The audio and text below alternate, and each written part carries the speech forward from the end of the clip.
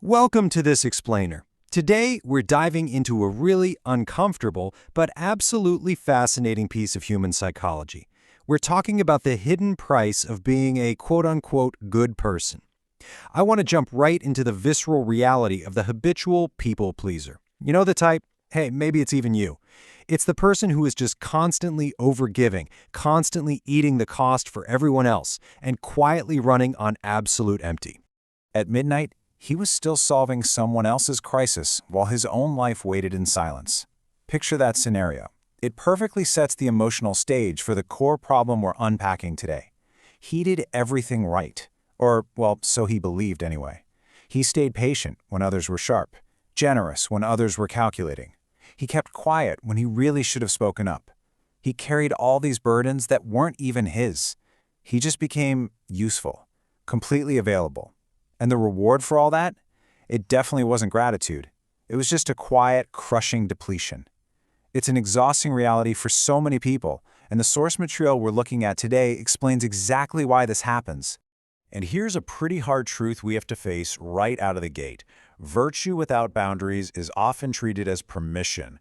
Our sources point straight to Niccolo Machiavelli's take on human nature here. He basically observed that a person who insists on acting well in literally every single situation is inevitably going to collide with people who frankly do not share that same moral code.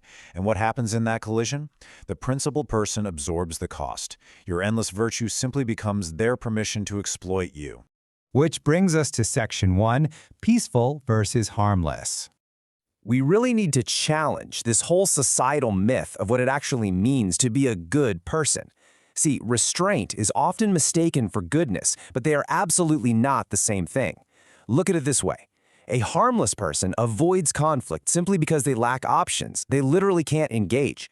A peaceful person, on the other hand, has the total command and capacity to engage in conflict, but they actively choose restraint. So why does that distinction matter? Because human beings subconsciously test limits, right? As our sources point out, people lean where there's absolutely no cost, and they retreat where there's a real consequence. They respond directly to the visible cost of crossing your boundaries, not just to your good intentions. So you have to ask, what are you actually signaling to the world? The person who cannot say no does not radiate kindness. He radiates availability. Think about that for a second. Civil language and a nice smile often just mask the instinct of others to take whatever's free. If you can't ever say no, you aren't really being kind. You're essentially just an all-you-can-eat buffet of time and energy.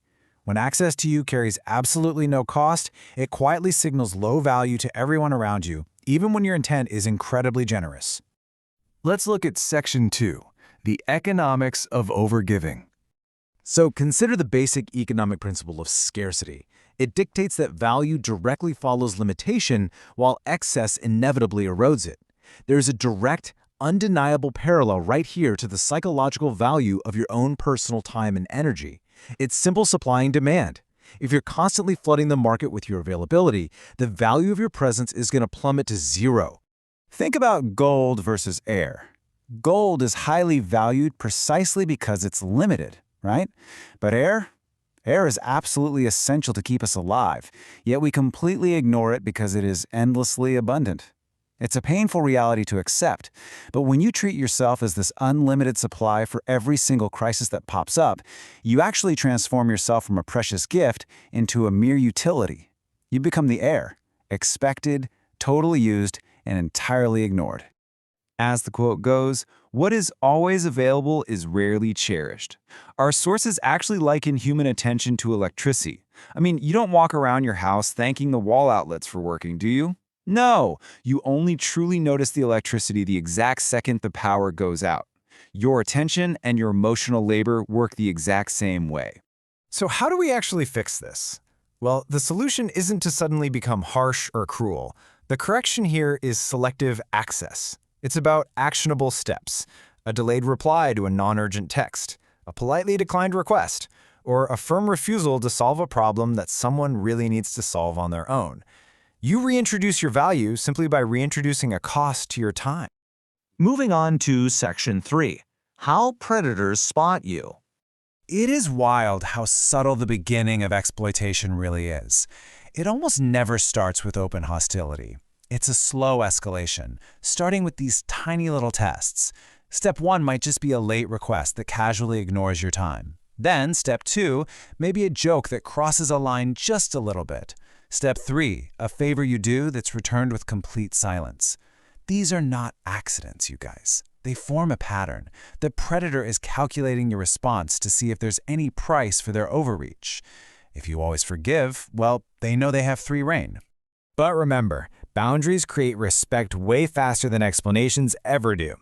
The most respected people in any room are rarely the warmest or the most accommodating, they're the clearest. Their silence carries serious weight.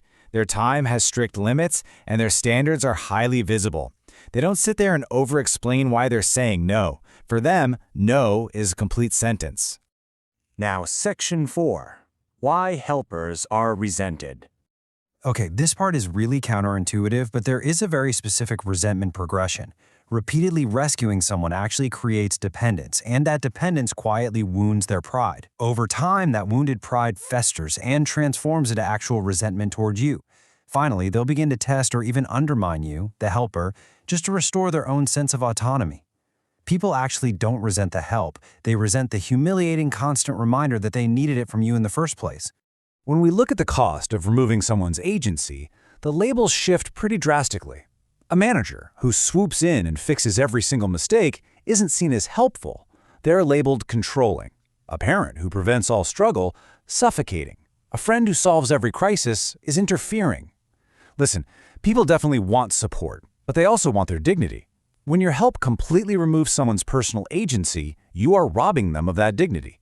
And man, that feeling lingers, completely reshaping the relationship for the worse. Let's talk about Section 5, the covert contract trap. Have you ever caught yourself in this hidden inner monologue? I listen for hours, so you should care for me.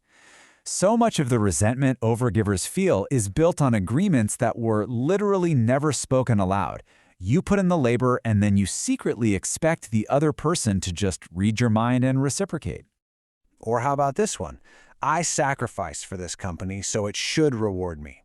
Actually, these covert contracts are a massive trap of your own making. You're expecting a return on your decency that the other party never actually agreed to. You gave freely, sure, but in your own mind, it was a transaction. And when the invoice comes due in your head and they don't pay up, you feel completely betrayed by an agreement that only ever existed in your mind. Finally, Section 6, the Power of Restraint.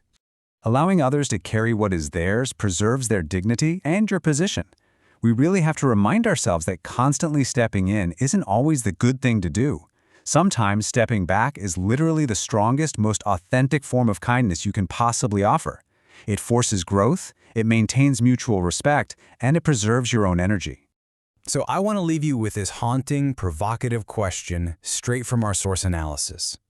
Ask yourself honestly right now, are you radiating kindness, or are you simply radiating availability? It's a fine line, but knowing the difference changes absolutely everything about how the world treats you. Thanks so much for walking through this explainer with me. Take a really close look at your boundaries today, and we'll see you in the next one.